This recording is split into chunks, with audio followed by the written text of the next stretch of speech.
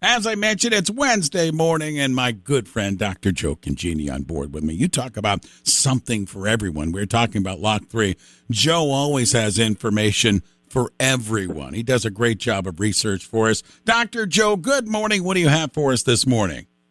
Hey, Ray. I thought maybe you changed the hotline number on me, and but no, you still got me the right number. And I have some really cool stuff that I got to do, and I just wanted to really update people on this. It was really, really cool, and it was an eye opener to me. And I usually stay in touch with what's going on in Northeast Ohio, but one thing, I've had so many people in the medical fields, medical students, residents, other people in different fields, nurse practitioners and others who have rotated with me. One thing about the medical field, and this is great for young people, the field is so challenging and it changes so rapidly. You really have to keep up with things. If you miss even just a couple of months or, you get really far behind. And there's a lot of really cool new stuff that I found out about that I wanted to just touch on a few of these with your audience. So I went out to visit the Cleveland Browns training facility before this most recent mini camp.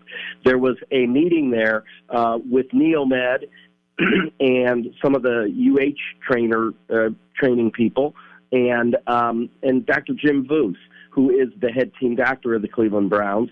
Neomed is the healthcare partner. Neomed is our medical school. It's where I went. It's where I've been teaching for 40 years, too. And so a lot of Neomed students there, a lot of alumni like me there, and we learned a lot of stuff.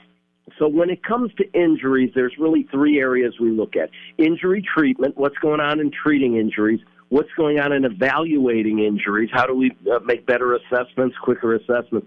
But number three is really interesting to me for the future of medicine, Ray, is prevention of injuries. And Dr. Voos talked a lot about prevention of injuries. So it surprised me, for one thing, and seeing Dr. Voos. I remember when he came to town and I met him.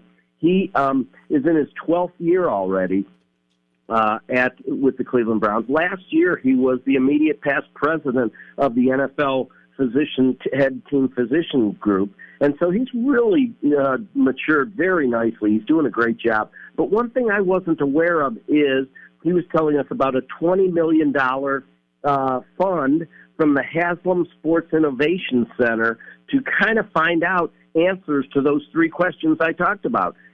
Injury treatment, injury prevention, and those things, $20 million.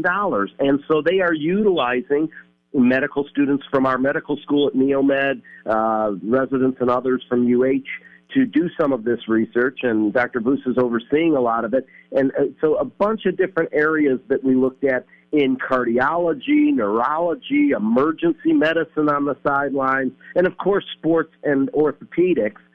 So there's a real lot of research going on. So just three areas touching on real briefly. Number one is soft tissue injuries. You guys are always pushing us. You pushed me hard, Ray. Wow. About these soft tissue injuries. How are we going to know when somebody has a hamstring, a quad, a calf injury, a groin injury? When are they going to be able to be back? I mean, this is anything, basketball, high school, pro, and especially in football. How are we going to know? And one of the things that they're using and testing up at this center, at the Haslam Research Institute, is these wearable devices. They're like GPS devices that they put on the football players for the Browns. They wear them when they're healthy, and then these GPS devices, they can wear them again when they're injured, when we're starting to get them back to activity. So with these muscular injuries, we can actually see where are they at in a bunch of different areas. So we can look at things like we can track speed and lateral motion and explosiveness and jump techniques. So before that, here's what we'd have to do in sports medicine. Just a manual test. Hey, how's it feel on one side of that hamstring versus the other side with our hands?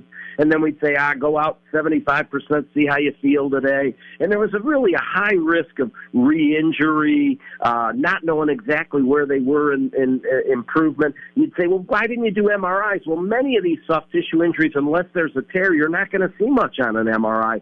So these wearable devices, these GPS devices that they can use can give us actually more information than we could use. He was telling me about just tremendous amounts of information they gather that give them an idea how far along are these athletes. So we prevent re-injury, and maybe in some of these people we were holding them too long and they were ready sooner. So some of these things are going to be great research coming up down the road in soft tissue injuries. Number two, and this got me just the other day, is they are looking at FDA-approved stem cell treatments. And so we heard of Luka Doncic going over to Europe. I think it might have been Germany. You keep up on those things. You know how many athletes would go over to different places to find stem cell because it was so unregulated. There wasn't really good research. So at the center up in Cleveland, Dr. Voos and his team are looking at regulating stem cell treatment, and they have been for a while, so that we can do things that are more, scientifically based in the stem cell area. And number three, really interesting to me, being on about every field there is in Northeast Ohio in my 40 years or so of sports medicine, is technology to assess the playing surface. A lot of times the playing surface will have areas where there are risks, where it's worn or other issues with the playing surface, and they have equipment and techniques to evaluate the playing surface to prevent injuries.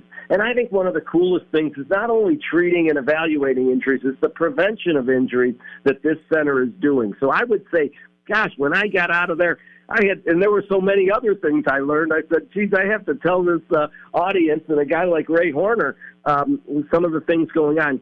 Congratulations that I didn't even know about the Haslam Sports Innovation Center and giving back to sports in the NFL. Number two, the partnership with NeoMed, I think, is really bearing fruit, especially in the research area. And number three, we want to go from guesswork on a lot of these injuries to data-driven, and there's just so much data with some of these new techniques, Ray. I was really blown away by some of the research going on at the Cleveland Browns training facility, and I wanted to let your audience know of some of those things today. That was terrific, and it's good to know some of those stories. Sometimes they get lost, but you being right in the middle of that, and really, thank you for bringing that to the forefront with us. Joe, great stuff. Good to have you back, my friend, and we'll do it again next week.